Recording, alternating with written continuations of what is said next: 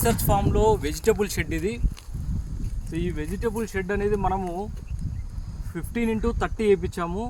Okay, ఇందులో అన్ని రకాల వెజిటబుల్స్ ఏదైతే మనకు రీసెర్చ్కి అనుకూలంగా ఏదైతే బీర కానీ, సొర కానీ, కాకర కానీ, ఓకే, అదేవిధంగా టమోటో, మిర్చికి మళ్ళీ సపరేట్ పక్కన వేపిస్తున్నాను. నేను ఇది ఎట్లా ప్లాన్ చేశానంటే దాదాపు 1.5 feet వరకు మనకు మట్టి వస్తుంది, ఎర్రమట్టి. ఎక్కడ చూపి, ఈ ఎర్రమట్టి వస్తుంది. ఎర్రమట్టి, నల్లమట్టి రెండు కలిసిపోయి వస్తాయి. దీనికి మనము పైన టాప్ ఏం చేస్తామంటే మనం ఫస్ట్ రీసెర్చ్ చేసేటప్పుడు చీరలతో చిన్న చిన్న గుడిసెలు వేసుకునే వాళ్ళం. అందుకే అన్నీ మొత్తం పాత చీరలు నీట్గా వేపిస్తాం. ఆ వీడియో కూడా పెడతాను. ఫస్ట్ మనకు అంత ఫ్రేమ్ ఇది నీట్గా ఫ్రేమ్ వేపించాము. ఓకే, నల్లమట్టి కింద వేసేసి పైన ఎర్రమట్టి వస్తుంది.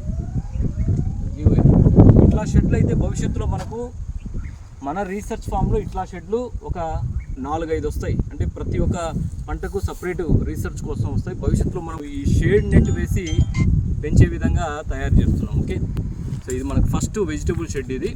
ఇదంతా పూర్తయిన తర్వాత మళ్ళీ మీకు వీడియో చేసి చూపిస్తాను. సో తక్కువ బడ్జెట్లోనే పూర్తవుతుంది.